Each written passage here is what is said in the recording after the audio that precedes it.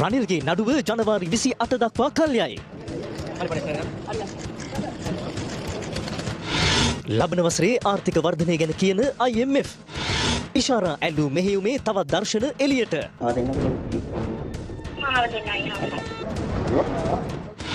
සංජීව ඝාතනයට අනුබල දුන් නීතිඥවරිය. මන්ත්‍රී මනුවරණට වරෙන්තු.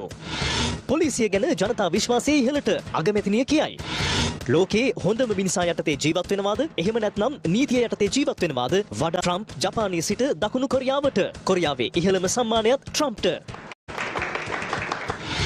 ලොකුලුණු ගැන කියන සජිත්. රජය මිලදී ගන්න ලොකුලුණු කිලෝවකට අනිවාර්ය කරලා තිබෙනවා ගෙඩි 8ක් තිබිය යුතුයි කියන එක. සුරාබද්දට පොළු තියපු අයට වෙන්න යන දේ. අපිට ලොකු බදු මුදලක් හිමි කරපු ආයතන කීපයක් තියෙනවා. ඒවට නීතිමය ක්‍රියාමාර්ග අරගෙන තියෙනවා. ඒවට නඩු පවතින.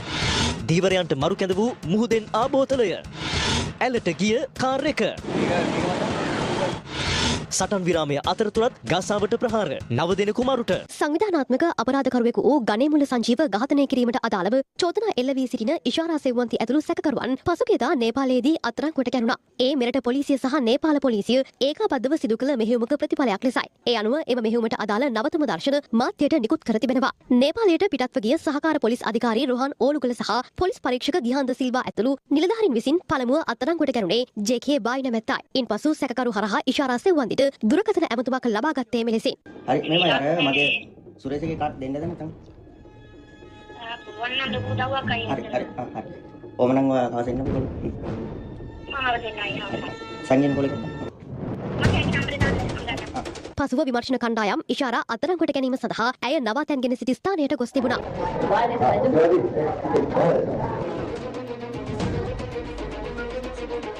අනතුරුව ගම්පහ බබා සහ නුගේකොට බබී නැමැති සැකකරුවන්ද ජේ.කේ බායි නැමැත්තාගෙන් සිදු කළ ප්‍රශ්න කිරීම් වලින් පසුව අත්අඩංගුවට ගැනුණා.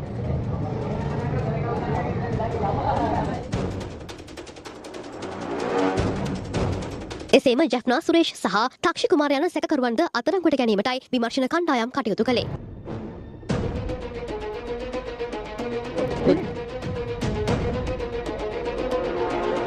මේ අතර ගණේමුල සංජීව ඝාතනය සඳහා පිස්තෝලය සැඟවීමට වෙඩික්කරුට සහායතුන් නීතිඥවරියක අත්අඩංගුවට ගෙන තිබෙනවා. ඒ කඩවත ප්‍රදේශයේදී සැකකාරිය ඊයේ අත්අඩංගුවට ගැනුණේ අපරාධ පරීක්ෂණ දෙපාර්තමේන්තුව විසිනුයි. ගණේමුල සංජීව ඝාතනය සඳහා වෙඩික්කරුට නීතිඥවරයෙකු ලෙස පෙනී සිටිමින් අධිකරණ ශාලාවට ඇතුළු වීම සඳහා නීතිඥවරුන් පළඳින ටයිපටි දෙකක් ලබා දීම, රිවෝල්වරය රහසිගතව සංගවාගෙන යාමට අපරාධ නඩු විධාන සංග්‍රහය ඇතුළු අනපනත් සහිත පොත් දෙකක් ලබා දී ඇත්තේද මෙම නීතිඥවරිය විසින් බවටයි පොලිසිය ප්‍රකාශ කළේ. එලෙස අත්අඩංගුවට ගැනුණේ 55 හැවිරිදි කඩවත ප්‍රදේශයේ පදිංචි ඇගෙන් පැය 72ක රැඳවුම් නියෝග මත ප්‍රශ්න කරන බවයි පොලිසිය ප්‍රකාශ කළේ. විශුද්ධිකරණය වැළැක්වීමේ පනත යටතේ හිටපු ජනාධිපති මහින්ද රාජපක්ෂගේ පුත් යෝෂිත රාජපක්ෂ සහ ඔහුගේ මිත්තණිය වන ඩේසි ෆොරස්ට් යන අයට එරෙහිව නීතිපතිවරයා ගොනු කර තිබෙන නඩුවක් දෙසැම්බර් මාස 10 වෙනිදා කැඳවන ලෙස කොළඹ මහා අධිකරණය අද නියම කළා.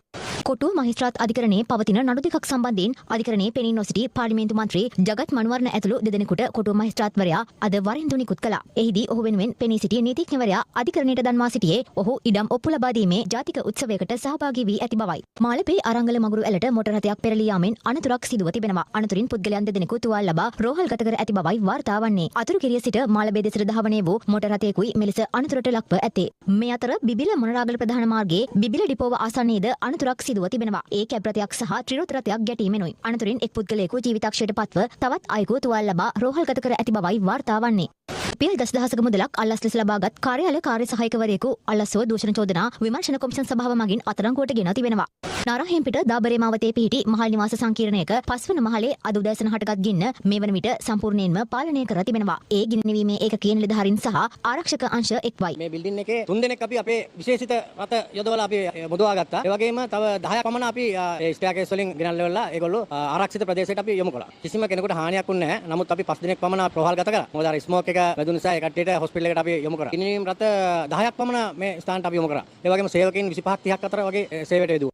තලම නාරක්කල්ලිය ප්‍රදේශයේ වාඩියක සිටි දීවරයින් පිරිසක් මුහුදේ සිට පාවී ආ බෝතලයක තිබූ ද්‍රාවණයක් පානය කර තිබෙනවා. ඉන්නති වූ සංකූලතාවයක් හේතුවෙන් දීවරයන් දෙදෙනෙකු ජීවිතක්ෂයට පත්ව තවත් දීවරයන් දෙදෙනෙකු රෝහල්ගත කර ඇති බවයි වාර්තා වන්නේ. ආරක්ෂක නියෝජ්‍ය අමාත්‍ය මේජර් ජෙනරල් අරුණ ජයසේකර ඊයේ කොළඹ වරායට පැමිණි ජපාන යුද නෞකාවේ නිරීක්ෂණ චාරිකාවකට එක් වුණා. නාසා ආයතනය මගින් අපගේ සෞරග්‍රහ මණ්ඩලය හරහා ගමන් කරන සුවිශේෂ ආකාශ වස්තුවක් පිළිබඳව අධ්‍යයනය කරමින් සිටිනවා. 3i Atlas ලෙස නම් කර ඇති මෙම සුවිශේෂ තාරකා වස්තුව අද පෘථිවිය ආසන්නයෙන් ගමන් ගන්නා බවයි විදේශ මාධ්‍ය වාර්තා කතා කර තිබුණේ. ඒ සූර්යයා වටා කක්ෂගත නොවන නමුත් හෙට ඒ සූර්යාගේ සිට කිලෝමීටර් මිලියන 210ක් පමණ දුරින් ගමන් කරනා බව NASA ආයතනය නිවේදනය කර තිබෙනවා. 3i Atlas අපගේ පෘථිවියට ළඟා වන ආසන්නතම ස්ථානය එය වනු ඇති බවටයි NASA ආයතනයේ අදහස වන්නේ. වෙනත් සෞරග්‍රහ මණ්ඩලයක සිට පෘථිවිය පිහිටි සෞරග්‍රහ මණ්ඩලය කරා පැමිණි මෙවැනි තුන්වන ආකාශ වස්තුව මෙයයි. 3i Atlas අභ්‍යවකාශය හරහා ගමන් ගන්නේ තත්පරයට කිලෝමීටර් 61ක පමණ වේගයකින්. මෙය අභිරහස් අභ්‍යවකාශ වස්තුවක් බවටද ඇතැම් ජාත්‍යන්තර වාර්තාවන්හි සඳහන් වනවා. මෙය ලෝපුරා බොහෝ දෙනෙකුගේ අවධානයට ලක්වීමටද එය හේතුවක් වුණා. කෙසේ වෙතත් NASA ආයතනය පවසන්නේ 3i Atlas පෘථිවියට කිසිදු තර්ජනයක් එල්ල කරන්නේ නැති බව.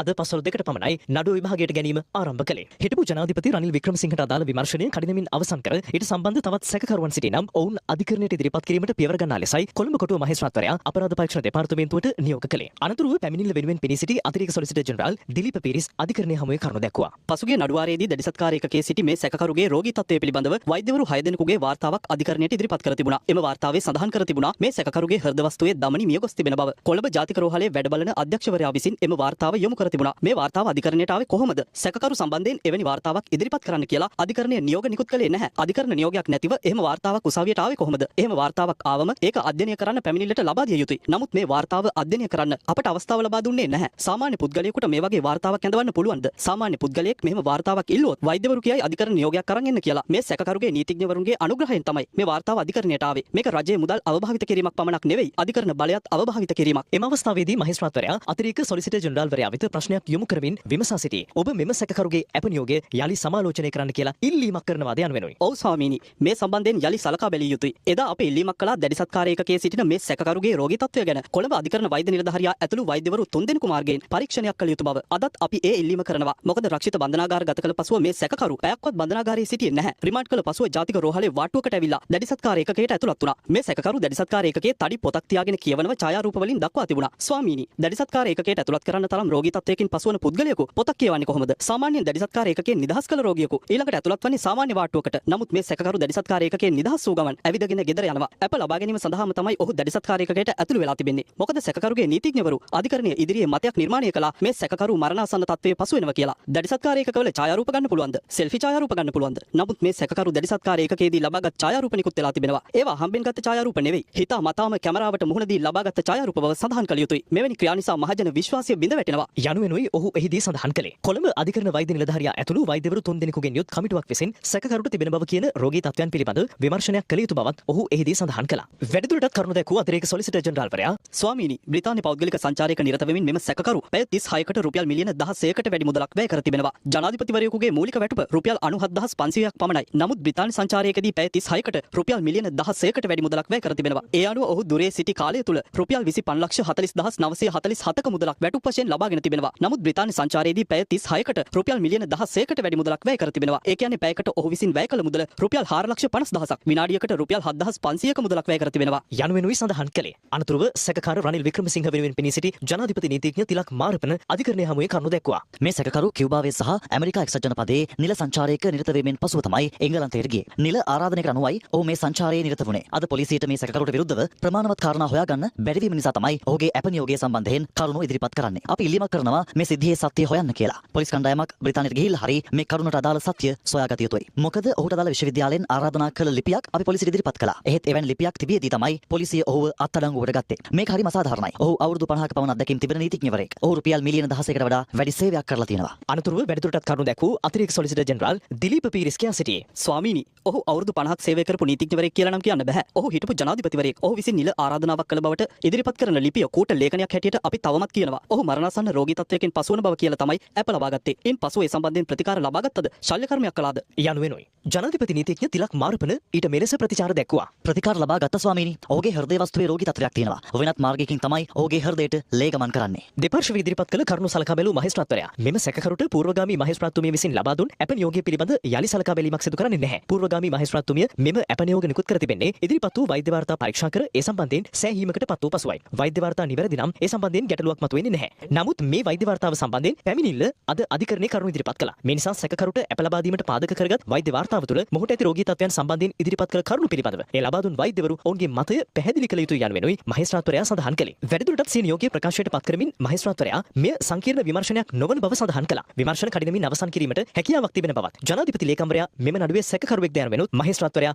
විමසීමක් සිදු කර තිබෙනවා. ඊට පිළිතුරු ලබා දුන්නේ නියෝජ්‍ය සොලිසිටර් ජෙනරාල් වසන්ත පෙරේරායි. ස්වාමීනි, සියලු විමර්ශන අවසන් වීමෙන් පසුව තමයි ඒ සම්බන්ධයෙන් පියවරක් ගන්නේ. වැඩිදුරටත් සිය නියෝගයේ ප්‍රකාශයට පත් කළ මහේස්ත්‍රාත්වරයා මීළඟ දිනයට පෙර විමර්ශන අවසන් කර ප්‍රගතිය අධිකරණයට වාර්තා කළ යුතු බවයි දන්වා සිටියේ. තවදුරටත් සැකකරුවන් සිටි නම් ඔවුන්ද අත්අඩංගුවට ගෙන අධිකරණයට ඉදිරිපත් කළ යුතු බව මහේස්ත්‍රාත්වරයා දන්වා සිටියා. එළඹෙන වසරේ ශ්‍රී ලංකාවේ ආර්ථිකයේ 3.1% දක්වා වර්ධනය විය හැකි බව ජාත්‍යන්තර මූල්‍ය අරමුදල අපේක්ෂා කරනවා. ජාත්‍යන්තර මූල්‍ය අරමුදලේ ආසියා සහ පැසිෆික් දෙපාර්තමේන්තුවේ නියෝජ්‍ය අධ්‍යක්ෂ තෝමස් හෙල්බ්ලින් විසිනුයි මේ බව සඳහන් කර ඇත්තේ. ලක්රජය IMF සහයෙන් ප්‍රතිසංස්කරණ වැඩසටහනක් ආරම්භ කිරීමත් සමග වර්ධනයේ ශක්තිමත් ප්‍රකෘතියක් නිරීක්ෂණය කළ හැකි බවයි මූල්‍ය අරමුදලේ ස්ථාවරය වන්නේ. මෙම වැඩසටහනත් සමග පසුගිය වසරේ වර්ධනය 5% වූ අතර මෙම වසරේ පළමු භාගයේදී වර්ධනය 4.8% වූ බව තෝමස් හෙල්බ්ලින් සඳහන් කර තිබෙනවා. ආර්ථික ක්‍රියාකාරකම් වල මට්ටම අනුව ඇතැම් වර්ධනයන්හි බලපෑම తాවකාලික බවද ඔහු සඳහන් කළා. ශ්‍රී ලංකාවේ වර්ධනය 3.1% දක්වා ළඟා වෙමින් පවතින අතර 2024 සහ 2025 දී සැබවින්ම අපේක්ෂා කළ ප්‍රමාණයට වඩා ශක්තිමත් ප්‍රකෘතිමත් භාවයක් දැකගත හැකි බවත් ජාත්‍යන්තර මූල්‍ය අරමුදල පවසනවා. රජයේ කාර්යසාධන නිර්ණායක සපුරාලීම දිගටම කරගෙන යන බවයි ජාත්‍යන්තර මූල්‍ය අරමුදලේ ආසියා සහ පැසිෆික් දෙපාර්තමේන්තුවේ නියෝජ්‍ය අධ්‍යක්ෂ තෝමස් හෙල්බ්ලින් වැඩිදුරටත් සඳහන් කර ඇත්තේ. ඔක්තෝබර් මුල තක්සේරුව ධනාත්මක නමුත් ඊළඟ සමාලෝචනයේ තක්සේරුව සම්බන්ධයෙන් අනුමාන කිරීමට තවමත් කල් වැඩි බවද ඔහු පවසා තිබෙනවා. ආර්ථිකය නැවත නිවැරදි මාර්ගයට ගෙනීම සහ ආර්ථිකය සම්පූර්ණයෙන්ම ස්ථාවර කිරීම සඳහා ශ්‍රී ලංකාව දේශීය ප්‍රතිසංස්කරණ වැඩසටහනක් සම්පූර්ණ කර එය අඛණ්ඩව පවත්වාගෙන යාම වැදගත් බවද ජාත්‍යන්තර මූල්‍ය අරමුදල වැඩිදුරටත් සඳහන් කර තිබෙනවා.